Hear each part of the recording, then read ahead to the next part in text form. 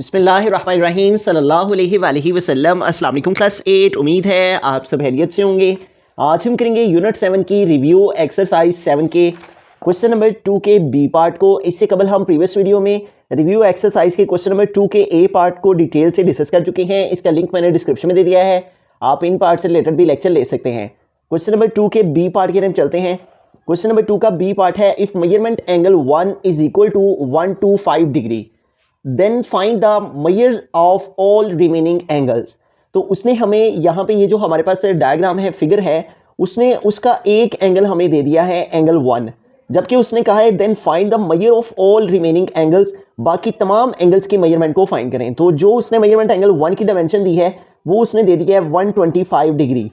ठीक है, ये जो मेजरमेंट एंगल 1 है ये 125 डिग्री का है। अब हमें क्या करना है, इस एंगल को ही यूज करते हुए हमें बाकी के तमाम एंगल्स, ये 2, 5, 6, 9, 10, 13, 14 और ये सारे भी हमें फाइंड करने हैं। हम सबसे पहले ये जो यहाँ पे 4 एंगल्स हैं इनको हम जो है वो सॉल्व करेंगे। ठीक है, इनको फाइंड करेंगे। तो इनको फाइंड करने के लिए हमें जिन प्रॉपर्टीज को यूज करना है वो यहाँ पे सबसे पहली प्रॉपर्टी जो हम यूज करेंगे वो हमारे पास है वर्टिकल ऑपोजिट एंगल की प्रॉपर्टी। ठीक है, तो वर्टिकल ऑपोजिट एंगल के अकॉर्डिंगली हमारे पास यहाँ पे देखें एंगल ए और एंगल डी, ये हमारे पास 2 पैरेलल लाइन है और ये एक ट्रांसवर्सल लाइन है, और इसमें ये ए और ये डी, ये दोनों आपस में ए और डी जो है ये वर्टिकली ऑपोजिट एंगल है। तो इस प्रॉपर्टी को हम यूज करेंगे। सबसे पहले एंगल 1 एंगल 6 के इक्वल हम लिख सकते हैं। क्यों लिख सकते हैं? क्योंकि ये दोनों वर्टिकली ऑपोजिट एंगल जो है से हैं वो आपस में इक्वल होते हैं, इसलिए हम यहां पे लिखेंगे मेजरमेंट एंगल 1 ये इक्वल है किसके? मेजरमेंट एंगल 6 के। ठीक है, मेजरमेंट एंगल 6 के, और हमें चूंकि एंगल 1 हमारे पास मौजूद है, मेजरमेंट एंगल 1 और मेजरमेंट एंगल 1 की वैल्यू है 125 डिग्री, तो इसकी वैल्यू हम यहां पे पुट कर देंगे।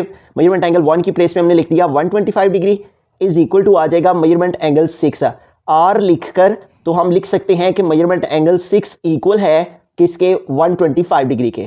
ठीक है, तो यूं हमारे पास जो है वो एक एंगल फाइंड हो चुका, और वो ये 6 वाला, और ये हमारे पास कितना आया है? 125 डिग्री। मेजरमेंट एंगल 125 है तो मेजरमेंट एंगल 6 भी 125 है, क्योंकि ये दोनों आपस में वर्टिकली ऑपोजिट एंगल्स हैं और वर्टिकली ऑपोजिट एंगल आपस में इक्वल होते हैं। अब हमें चलना है इस 2 को फाइंड करने के लिए। ठीक है, तो हमारे पास यहां पे देखिए एक स्ट्रेट लाइन है और इस स्ट्रेट लाइन के ऊपर ये 2 एंगल्स हैं, एंगल 1 और एंगल 2।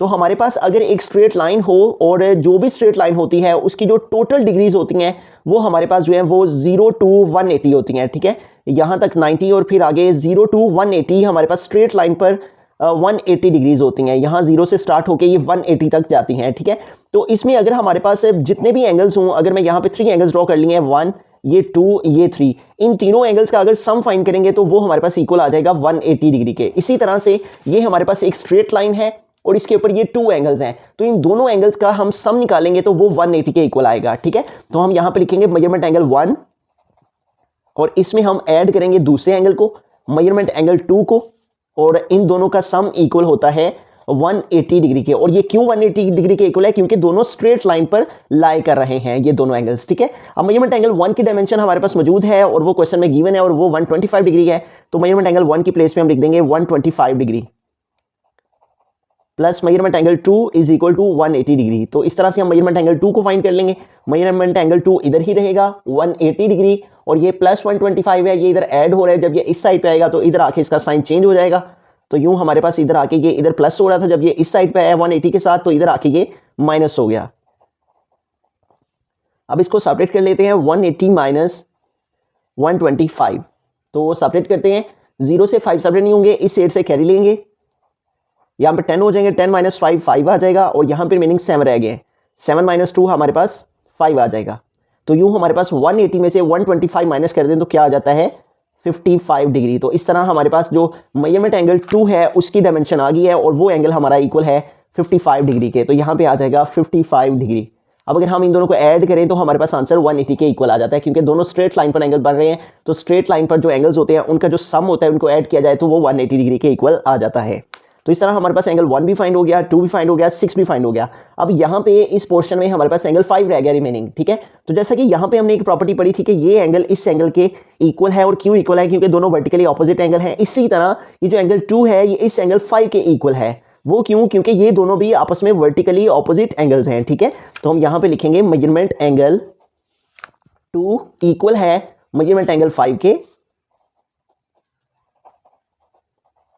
और ये किस प्रॉपर्टी के अकॉर्डिंग हमने इस एंगल 2 को एंगल 5 के इक्वल लिखा है, इसके सामने हम यहाँ पे ब्रैकेट में लिख भी सकते हैं कि ये दोनों आपस में वर्टिकली ऑपोजिट एंगल्स हैं, इसलिए हमने इन दोनों को एक दूसरे के इक्वल लिख लिया है। ठीक है, तो अब मेजरमेंट एंगल 2 की डायमेंशन हमारे पास आ गई है, वो हमारे पास आई है 55 डिग्री के। मेजरमेंट एंगल 2 की प्लेस पे हम लिख देंगे 55 डिग्री इज इक्वल टू हमारे पास है मेजरमेंट एंगल 5 आर लिख के, इसको इधर लिख लेते हैं, इसको इधर लिख देते हैं, क्योंकि दोनों वैल्यूज एक दूसरे के इक्वल हैं। तो इस तरह मेजरमेंट एंगल 5 हमारे पास क्या आ गया है 55 डिग्री। ठीक है, तो यहाँ पे फिर मेजरमेंट एंगल 5 की प्लेस पे क्या आ जाएगा 55 डिग्री। तो मेजरमेंट एंगल 2 और मेजरमेंट एंगल 5 ये दोनों आपस में वर्टिकली ऑपोजिट एंगल थे, इसलिए जो हमारा मेजरमेंट एंगल 2 आया है वही हमारे पास मेजरमेंट एंगल 5 आया है। तो यूँ हमने इस फर्स्ट पोर्शन के अंदर जो हमारे 4 एंगल्स थे वो हमने फाइंड कर लिए।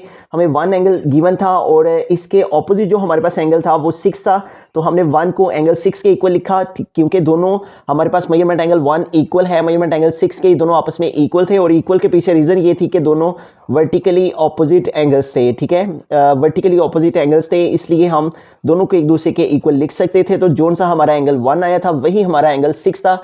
वर्टिकली ऑपोजिट एंगल की प्रॉपर्टी के अकॉर्डिंग हमने इन दोनों एंगल्स को एक दूसरे के इक्वल लिखा। जो एंगल 1 की वैल्यू गिवन थी वो यहाँ पुट की, इस तरह एंगल 6 हमारे पास 125 आ गया। ठीक है, और फिर हमने एंगल 2 फाइंड करने के लिए इन दोनों एंगल्स को सम अप करके तो इक्वल लिखा 180 के, इससे हमारे पास एंगल 2 की मेजरमेंट आ गई। फिर हमने देखा कि 2 जो है वो 5 के इक्वल है, और इसके पीछे भी रीजन वर्टिकली ऑपोजिट एंगल थी, तो इस तरह 2 आने की वजह से जो 2 आया वही हमारा एंगल 5 आ गया। ठीक है, अब हम अगले पोर्शन पे चलते हैं। तो यहाँ पे देखिए हमारे पास ये जो हमारे पास यहाँ पे सेकंड पोर्शन है, इसको सॉल्व करने के लिए भी हमें इसी को यूज़ करना होगा। ठीक है, तो इसको यूज़ करते हैं। तो यहाँ पे देखिए हमारे पास ये एक ट्रांसवर्सल लाइन है और ये 2 पैरेलल लाइंस हैं, ये 2 पैरेलल लाइंस है आपस में, और इनके बिटवीन में ये एक ट्रांसवर्सल लाइन है। ठीक है, तो हम यहाँ पे इसको आगे सोल्व करने के लिए हम यहाँ पे एक प्रॉपर्टी है क्रॉसपॉन्डिंग एंगल की, उसको समझते हैं।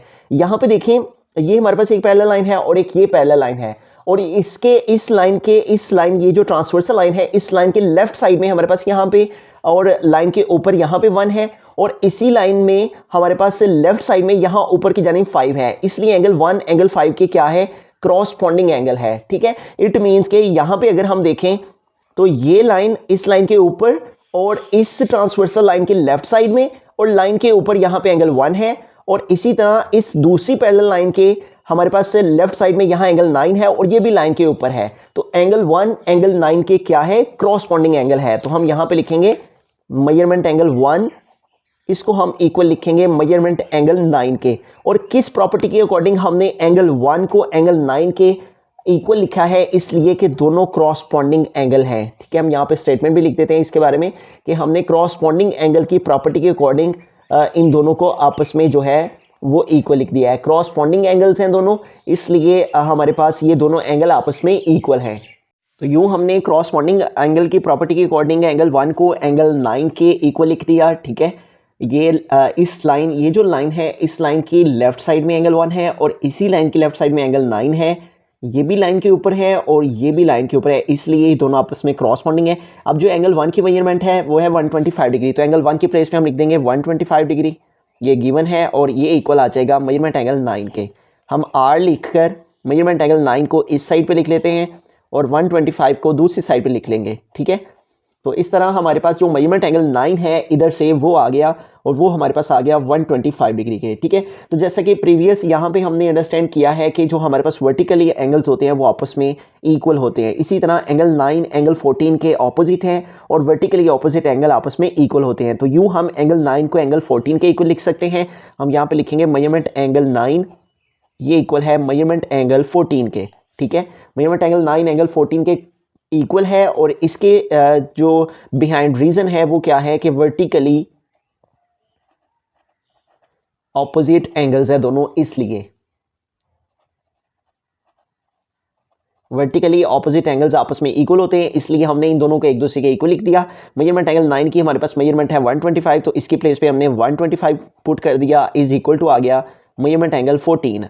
आर लिखकर मेजरमेंट एंगल 14 को हम इस साइड पे लिख लेंगे और 125 को हम इस साइड पे लिख लेंगे। तो यूं इस तरह से हमारे पास मेजरमेंट एंगल 14 की मेजरमेंट आ गई है, और वो हमारे पास आ गई है 125 डिग्री। ठीक है, तो ये दोनों एंगल हमारे पास फाइंड हो चुके। अब हम चलते हैं एंगल 10 को फाइंड करने के लिए। तो जैसा कि हमने यहाँ पे डिस्कस किया था कि हमारे पास जो स्ट्रेट लाइन है उसके ऊपर जितने एंगल आते हैं उनका सम निकाला जाए तो वो 180 के इक्वल आता है। इसलिए एंगल 9 और एंगल 10 इन दोनों को प्लस करें तो हमारे पास इक्वल आ जाएगा 180 के। तो हम लिखेंगे measurement angle 9 plus measurement angle 10 और इन दोनों का सम इक्वल आ जाएगा 180 डिग्री के। और ये कैसे हो गया पॉसिबल? क्योंकि स्ट्रेट लाइन के ऊपर जो एंगल्स होते हैं उनका सम 180 के इक्वल ही होता है, क्योंकि स्ट्रेट लाइन के ऊपर टोटल डिग्रीज 180 होती हैं, ठीक है।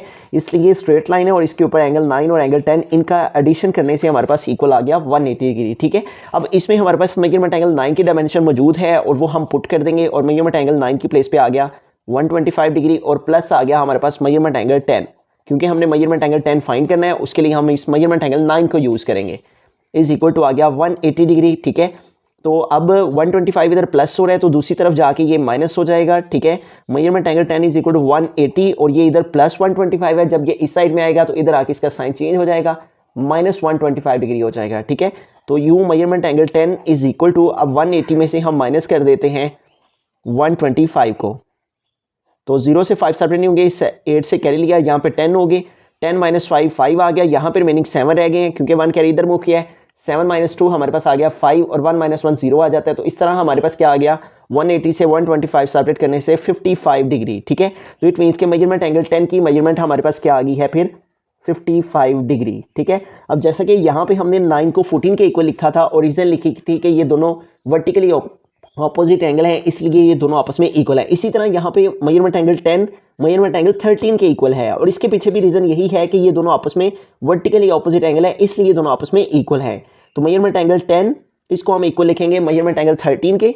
मेजरमेंट एंगल 10 इज इक्वल है मेजरमेंट एंगल 13 के और इसके पीछे बिहाइंड में रीजन क्या है कि वर्टिकली ऑपोजिट एंगल जो उनसे हैं वर्टिकली ऑपोजिट एंगल्स आपस में इक्वल होते हैं, कि ये दोनों आपस में वर्टिकली ऑपोजिट एंगल्स हैं इसलिए ये दोनों आपस में इक्वल है। मेजरमेंट एंगल 10 की मेजरमेंट हमारे पास आ गई है वो 155 है, तो यहाँ पे हमने 55 पुट कर दिया इज इक्वल टू आ गया मेजरमेंट एंगल 13।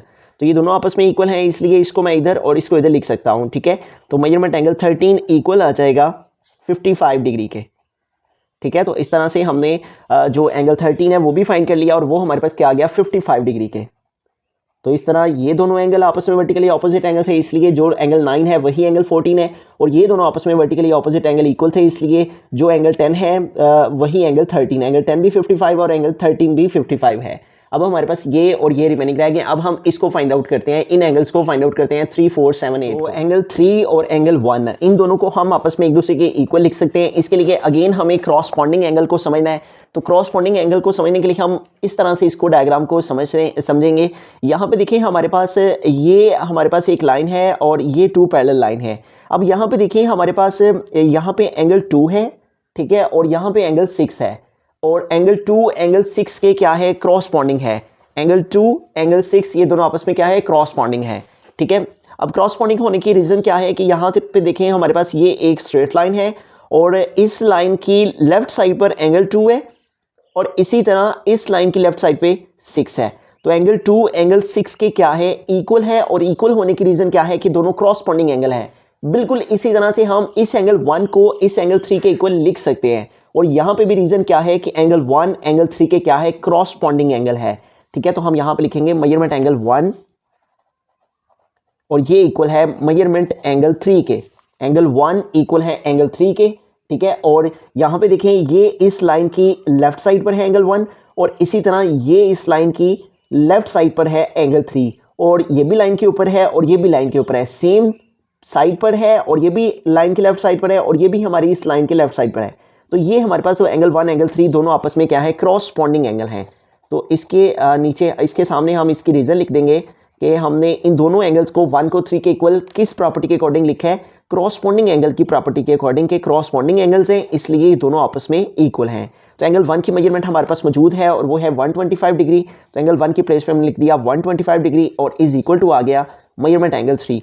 तो आर लिख के हम मेजरमेंट एंगल 3 को इस साइड पे लिख सकते हैं। Measurement angle 3 is equal to आ जाएगा 125 डिग्री, ठीक है।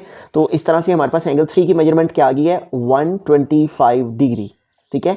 अब दोबारा से हम यहाँ पे देखिए एक स्ट्रेट लाइन है और ये टू हमारे पास जो है वो एंगल्स हैं इस स्ट्रेट लाइन पर। तो स्ट्रेट लाइन पर जितने एंगल्स होते हैं उनको हम अगर प्लस करें, ऐड करें, तो उनका सम 180 के इक्वल आता है। तो हम मेजरमेंट एंगल 3 में मेजरमेंट एंगल 4 को प्लस करेंगे तो इनका सम इक्वल लिख देंगे हम 180 के, ठीक है। तो हम यहाँ पे लिखेंगे measurement angle 3 plus measurement angle 4 और ये इक्वल है हमारे पास 180 डिग्री के। और ये 180 डिग्री के इन दोनों का सम हमने क्यों लिखा है, क्योंकि स्ट्रेट लाइन पर जितने एंगल्स होते हैं उनको प्लस किया जाए तो आंसर 180 के इक्वल ही आता है, ठीक है। स्ट्रेट लाइन पर टोटल डिग्रीज 180 होती हैं, इसलिए उसमें जितने भी एंगल्स हों उनका सम निकाला जाए तो 180। यहाँ पे 2 एंगल्स हैं, एंगल 3 और एंगल 4, तो हमने इनको प्लस करके इक्वल लिख दिया 180 के। अब एंगल 3 की मेजरमेंट हमारे पास आ गई है, वो है 125 डिग्री। तो एंगल 3 की प्लेस पे हमने लिख दिया 125 डिग्री प्लस आ गया measurement angle 4 is equal to 180 degree. अब 125 जो है वो इधर प्लस हो रहा है, ये इस साइड पे जाके माइनस हो जाएगा। Measurement angle 4 is equal to 180 degree और प्लस 125 जब इस साइड पे आएगा तो इधर आके माइनस 125 हो जाएगा। तो इस तरह मेजरमेंट एंगल 4 जो है वो हमारे पास इक्वल आ जाएगा। हम सेपरेट कर लेते हैं 180 माइनस 125 को, तो इधर से कह लिया 10 10 माइनस 5 5, यहाँ पर मीनिंग 7 7 माइनस 2 5। तो यूँ हमारे पास एंगल 4 की जो मेजरमेंट है वो आ गई है 55 डिग्री। तो यहाँ पे आ गया 55 डिग्री, ठीक है। तो अब यहाँ पे देखें एंगल 3 और एंगल 8, हम इन दोनों को आपस में एक दूसरे के इक्वल लिख सकते हैं। मेजरमेंट एंगल 3 और ये इक्वल है मेजरमेंट एंगल 8 के। और इसके पीछे रीज़न क्या है, क्योंकि ये दोनों आपस में वर्टिकली ऑपोजिट एंगल हैं, इसलिए हम इन दोनों को आपस में एक दूसरे के इक्वल लिख सकते हैं, ठीक है। तो हम यहाँ पे स्टेटमेंट भी लिख देते हैं कि ये दोनों वर्टिकली ऑपोजिट एंगल्स हैं, इसलिए हमने एंगल 3 को एंगल 8 के इक्वल लिख दिया। अब एंगल 3 की मेजरमेंट हमारे पास मौजूद है, वो है 125 डिग्री। तो एंगल 3 की प्लेस पे हम लिख देंगे 125 डिग्री इज इक्वल टू आ गया मेजरमेंट एंगल 8। आर लिखकर मेजरमेंट एंगल 8 को हम इक्वल लिख देंगे 125 डिग्री के, ठीक है। तो इस तरह मेजरमेंट एंगल 8 कितना आ गया 125 डिग्री। इसी तरह से जिस तरह से ये दोनों आपस में वर्टिकली ऑपोजिट एंगल्स थे तो हमने इन दोनों को आपस में एक दूसरे के इक्वल लिखा। इसी तरह से बिल्कुल इसी तरह से एंगल 4 एंगल 7 के इक्वल है। और इक्वल होने की रीज़न क्या है कि ये दोनों भी आपस में वर्टिकली ऑपोजिट एंगल्स हैं, ठीक है। ये हमारे पास दरमियान में एक लाइन है और ये लाइन के इस साइड पे बन रहा है और ये लाइन के इस तरफ बन रहा है और ये लाइन के ऊपर है और ये लाइन के नीचे है। जब इस तरह से हमारे पास एंगल होते हैं तो वो वर्टिकली ऑपोजिट एंगल्स कहलाते हैं। एंगल 4 इक्वल है एंगल 7 के। मेजरमेंट एंगल 4 इज इक्वल है मेजरमेंट एंगल 7 के। और ये दोनों हमने किस प्रॉपर्टी के अकॉर्डिंग एक दूसरे के इक्वल लिखे हैं, वर्टिकली ऑपोजिट एंगल्स की प्रॉपर्टी के अकॉर्डिंग, ठीक है। वर्टिकली ऑपोजिट एंगल्स हैं ये दोनों, इसलिए ये दोनों हमारे पास इक्वल आ गए हैं, ठीक है। अब मेजरमेंट एंगल 4 इसकी मेजरमेंट हमारे पास मौजूद है, वो है 55 डिग्री। तो मेजरमेंट एंगल 4 की प्लेस पे आ गया 55 degree is equal to measurement angle 7। आर लिखकर इसको हम इस साइड पे लिख देंगे, ठीक है, मेजरमेंट एंगल 7। और ये हमारे पास इक्वल आ गया है मेजरमेंट एंगल 55 के। तो मेजरमेंट एंगल 7 को हम इस साइड पे लिख लेंगे, measurement angle 7 is equal to 55 degree, ठीक है। आर लिख के इस वैल्यू को इधर और इसको इधर हम लिख सकते हैं क्योंकि दोनों एक दूसरे के इक्वल हैं। तो यूँ हमारे पास जो मेजरमेंट एंगल 7 है एंगल 4 की वजह से वो भी हमारे पास क्या आ गया 55 डिग्री, ठीक है। तो इस तरह हमारे पास 1 2 3 पोर्शंस के एंगल्स फाइंड हो चुके हैं। अब चलते हैं हम इस पोर्शन पे, ठीक है। अब जैसे कि हमने यहाँ पे देखें एंगल 1 को एंगल 9 के क्रॉसपॉन्डिंग की वजह से एक दूसरे के इक्वल लिखा था, बिल्कुल इस तरह से यहाँ पे भी हम एंगल 3 को एंगल 11 के क्रॉसपॉन्डिंग लिख सकते हैं। और किस प्रॉपर्टी के अकॉर्डिंग हम इन दोनों को आपस में एक दूसरे के इक्वल लिख सकते हैं कि ये दोनों हमारे पास यहाँ पे देखें ये 2 पैरेलल लाइन है और ये एक ट्रांसवर्सल लाइन है। और ये इस लाइन के लेफ्ट साइड पर है 3 और लाइन के ऊपर है। इसी तरह ये इस लाइन के लेफ्ट साइड पर है 11 और लाइन के ऊपर है, इसलिए एंगल 3 एंगल 11 के क्या है इक्वल है। तो हम यहाँ पे लिखेंगे मेजरमेंट एंगल 3 इक्वल है मेजरमेंट एंगल 11 के, ठीक है। और इसके सामने इसकी रीज़न भी लिख देते हैं कि ये दोनों आपस में क्रॉसपॉन्डिंग एंगल हैं, इसलिए हम क्रॉसपॉन्डिंग एंगल की प्रॉपर्टी की वजह से इन दोनों एंगल्स को एक दूसरे के इक्वल लिख सकते हैं, ठीक है। अब मेजरमेंट एंगल 3 की मेजरमेंट हमारे पास मौजूद है, वो है 125 डिग्री। तो मेजरमेंट एंगल 3 की प्लेस पे आ गया 125 डिग्री इज इक्वल टू आ गया मेजरमेंट एंगल 11।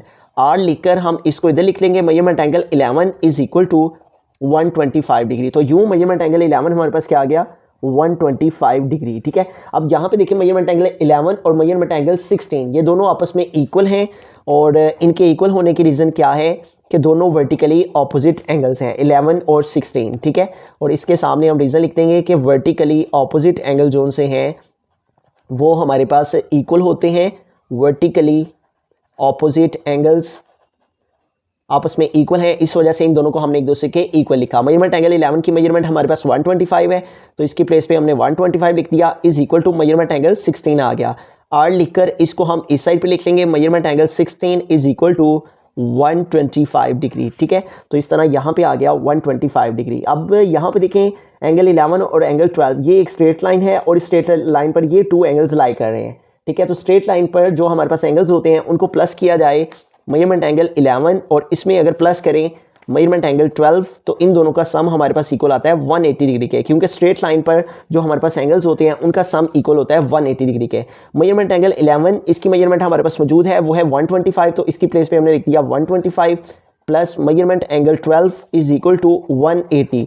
हमें मेजरमेंट एंगल 12 की मेजरमेंट चाहिए, तो ये इधर 125 प्लस हो रहा है, इस साइड पे आके माइनस हो गया, तो इन दोनों की सब्ट्रैक्शन कर लेंगे। Measurement angle 12 is equal to 180 से 125 सेपरेट करेंगे तो 55 डिग्री आ जाएगा। तो इस तरह 12 जो हमारे पास एंगल है वो आ गया 55 डिग्री के। अब जैसे कि हम वर्टिकली ऑपोजिट एंगल्स की प्रॉपर्टी को अंडरस्टैंड कर रहे हैं, तो एंगल 12 एंगल 15 के क्या है, इक्वल है। ठीक है, तो हम यहाँ पे लिखेंगे मेजरमेंट एंगल 12 ये इक्वल है मेजरमेंट एंगल 15 के। ठीक है, 12 और 15 आपस में इक्वल है, और इक्वल होने की रीज़न क्या है कि वर्टिकली ऑपोजिट एंगल्स हैं। ठीक है, ये हमारे पास वर्टिकली ऑपोजिट एंगल्स हैं, इसलिए हमने दोनों को एक दूसरे के इक्वल लिख लिया। ठीक है, तो मेजरमेंट एंगल 12 इसकी मेजरमेंट हमारे पास आ गई है, वो है 55 डिग्री, तो इसकी प्लेस में हमने 55 पुट कर दिया, इज इक्वल टू आ गया मेजरमेंट एंगल 15। आर लिखकर measurement angle 15 is equal to हमारे पास आ गया 55 डिग्री। ठीक है, तो यूँ हमने तमाम के तमाम एंगल जोन से हैं मेजरमेंट एंगल 15 और ये आ गया 55 डिग्री। तो यूँ देखें हमने एंगल 1 2 3 4 5 6 7 8 9 10 11 12 13 14 15 16 तमाम के तमाम एंगल जो भी उसने कहा था ऑल द रिमेनिंग एंगल्स को फाइंड करें, तो हमने तमाम के तमाम एंगल्स को इस एक एंगल की मदद से फाइंड आउट कर ली। स्टार्ट से एक दफ़ा सारे क्वेश्चन को रिव्यू करते हैं। उसने हमें क्वेश्चन में सिर्फ एक एंगल की मेजरमेंट दी थी और वो था एंगल 1, उसकी मेजरमेंट उसने दी थी 125 डिग्री। इसको यूज़ करते हुए हमने बाकी के तमाम एंगल्स की मेजरमेंट फाइंड करनी थी। तो एंगल 1 को हमने एंगल 6 के इक्वल लिखा, क्योंकि ये दोनों आपस में वर्टिकली ऑपोजिट एंगल थे, इसलिए जो एंगल 1 की मेजरमेंट थी वही एंगल 6 की मेजरमेंट आ गई। ठीक है, ये भी 125 और ये भी 125। फिर एंगल 2 को फाइंड करने के लिए, चूंकि स्ट्रेट लाइन थी और स्ट्रेट लाइन पर 2 एंगल्स थे, तो जो स्ट्रेट लाइन होती है उसके एंगल्स को अगर प्लस किया जाए, इन टोटल डिग्रीज को ऐड किया जाए, तो हमारे पास आंसर 180 के इक्वल आता है। 1 में 2 को ऐड किया, एंगल 1 में एंगल 2 को ऐड करके इक्वल लिखा 180 के। एंगल 1 की मेजरमेंट मौजूद थी, वो थी 125, वो यहाँ पे लिखी, इधर प्लस हो रहे थे तो जाके माइनस हो गया, तो यूँ एंगल 2 की मेजरमेंट आ गई 55 डिग्री। एंगल 2 को एंगल 5 के इक्वल लिखा, क्यों लिखा, क्योंकि दोनों आपस में वर्टिकली ऑपोजिट एंगल्स थे, इसलिए दोनों एक दूसरे के इक्वल लिख सकते थे। एंगल 2 एंगल 5 के इक्वल आ गया। फिर इसी तरह जो एंगल 2 आया हुआ था 55, वही एंगल 5 आ गया। इन 4 को सोल्व करने के बाद हमने यहाँ पे आगे, ठीक है, तो एंगल 1 को हमने एंगल 9 के इक्वल लिखा, क्योंकि दोनों सेम प्लेस पर हैं और सेम डायरेक्शन में है। ये भी लेफ्ट हैंड साइड में है, ये भी लेफ्ट हैंड साइड में, ये भी लाइन के ऊपर है, ये भी लाइन के ऊपर है। एंगल 1 को एंगल 9 के हमने इक्वल लिखा, एंगल 1 इक्वल एंगल 9, और ये किस लिए इक्वल लिखा, क्योंकि क्रॉसपॉन्डिंग एंगल थे, इसलिए जो हमारे पास एंगल 1 की मेजरमेंट थी वो थी 125, यहाँ पे पुट की तो ये ही एंगल 9 की मेजरमेंट आ गई। तो जब 9 की मेजरमेंट आ गई तो इसको हमने एंगल 14 के इक्वल लिख लिया। ठीक है, क्योंकि वर्टिकली ऑपोजिट एंगल एक दूसरे के इक्वल होते हैं, तो जो एंगल 9 आया वही हमारे पास एंगल 14 आ गया। एंगल 9 भी 125 और एंगल 14 भी 125। फिर उसके बाद हमने देखा कि अगर स्ट्रेट लाइन है, ये एक स्ट्रेट लाइन है और इसके ऊपर ये 2 एंगल हैं, ठीक है, और इन 2 एंगल्स को एंगल 9 और एंगल 10 को ऐड किया जाए तो आंसर 180 के इक्वल आ जाता है। हमने इन दोनों को प्लस करके 180 के इक्वल लिखा। एंगल 9 की मेजरमेंट हम फाइंड कर चुके थे, वो 125 थी, इसको हमने यहाँ पे पुट किया तो इससे एंगल 10 की मेजरमेंट आ गई। अब जो एंगल 10 की मेजरमेंट आई वही हमारी एंगल 13 की मेजरमेंट थी, क्योंकि वर्टिकली ऑपोजिट एंगल्स आपस में इक्वल होते हैं। ठीक है, तो इस तरह हमने एंगल जो हमारे पास एंगल 10 था उसको हमने एंगल 13 के इक्वल लिखा। ठीक है, एंगल 10 इक्वल एंगल 13 के, और जो एंगल 10 की मेजरमेंट थी वही एंगल 13 की मेजरमेंट आ गई। इस तरह से हमारे पास ये सारे भी फाइंड हो चुके हैं। ठीक है, ये भी फाइंड कर लिया, ये भी फाइंड कर लिया। अब हमें इसको फाइंड करना था थर्ड पे, तो एंगल 1 एंगल 3 के आपस में क्रॉसपॉन्डिंग था, ये भी लाइन की लेफ्ट साइड पे है, ये भी लाइन की लेफ्ट साइड पे सेम प्लेस पर है। ठीक है, तो इस तरह ये दोनों आपस में इक्वल लिखे, और इनके इक्वल लिखने की रीजन क्रॉसपॉन्डिंग एंगल से, इसलिए एंगल 1 की मेजरमेंट एंगल 3 की मेजरमेंट के इक्वल आ गई। एंगल 1 की मेजरमेंट गिवन थी, तो जो एंगल 1 था वही एंगल 3 आ गया।